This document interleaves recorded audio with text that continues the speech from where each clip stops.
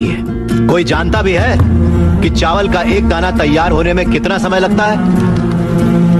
नहीं जानता।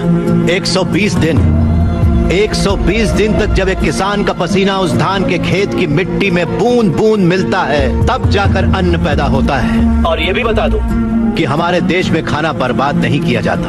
अगर वही देश किसानों को बर्बाद होता देखता रहे तो फिर हम किसके पास जाएंगे?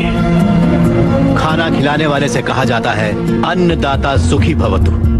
ये अन्नदाता है कौन? खाना पकाने वाला या परोसने वाला नहीं है, अन्न उगाने वाला है।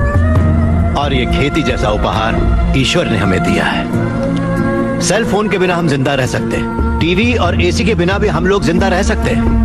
जो टीवी और एसी बनाते हैं वो करोड़ोंपति हैं, लेकिन अन्न उगाने वाला वो गरीब किसान इतनी कड़ी मेहनत और धूप में पसीना बहाने के बाद दिन ब दिन गरीब होता जा रहा है। फैक्ट्रीज लगाना गलत नहीं है, बिल्कुल सही है, लेकिन खेतों को बर्बाद करके फैक्ट्रीज लगाना गलत है। इस देश में कितनी ही बंजर जमीनें हैं, कितनी ही पथरीले जमीनें हैं। क्यों? क्योंकि वहाँ पर पानी नहीं है, इसीलिए खेती करने में इतनी परेशानी उठानी पड़ती है। जरा सोचकर जवाब दीजिए कि किसान पानी लेने कहाँ जाएगा? इस देश में पिछले 10 साल में 1,71,105 से ज्यादा किसान आत्महत्या कर चुके हैं। उसमें से 25,000 से ज्यादा किसान तो इसी इलाके में रहते थे।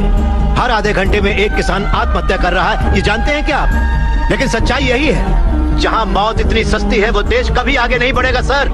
तकरीबन 10 लाख से ज्यादा किसान अपना पेट पालने के लिए गांव छोड़कर शहर में मजदूरी करने आ जाता है। जो हमारे देश की रीढ़ की हड्डी है वो बिल्डिंगों में चौकीदारी करता है। जो किसान हमारा भगवान है, अन्नदाता कहलाता है, वही मंदिरों के सामने भीख मांगता फिर रहा है। वादों पर मत जाइए, जमीन पर आ जाइए।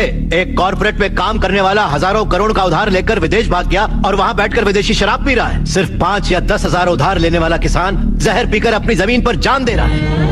इन कॉर्पोरेट्स की काली करतूतों की वजह से हमारी हरियाली जली जा रही है। खेत सींचने वाली नदियां फैक्ट्री से निकलने वाले गंदे पानी से जहरीली होती जा रही हैं। ये मल्टीनेशनल कंपनीज की मशीनें हमारी खेती वाली जमीन पर कब्जा करके उन्हें खत्म करती जा रही हैं। पर ये दिखाई नहीं देता। इन फैक्ट्रीज की बात कर रहे हैं आप, सारे हेल्दी फूड्स में मिलावट करके ये उसे बर्बाद करते जा रहे हैं। अंडे को शैम्पू में, गाजर को क्रीम में, सोया को साबुन में। 2 रुपए का अंडा 10 रुपए में, 10 रुपए का गाजर 100 रुपए में खरीद रहा है ये कॉर्पोरेट वर्ल्ड। इस रेट पर क्या कोई गरीब खरीद पाएगा? फिर भी ये पैसा किसान या गरीब तक कभी नहीं पहुंच पाता, क्योंकि बिचौलिए ले जाते हैं। ये बिचौलिया धीरे धीरे और अमीर होता जाता है।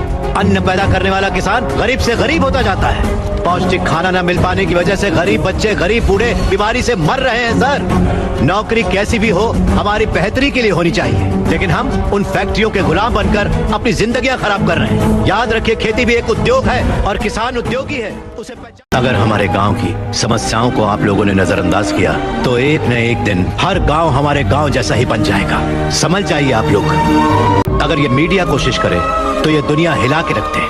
वो ताकत है आप में। लोगों के दर्द को आपको बताने के लिए आपको परेशान किया, उसके लिए माफी चाहिए। अगर आपको लगे कि ये सही है तो हमें न्याय दिलाने के लिए हम सबकी मदद कीजिए।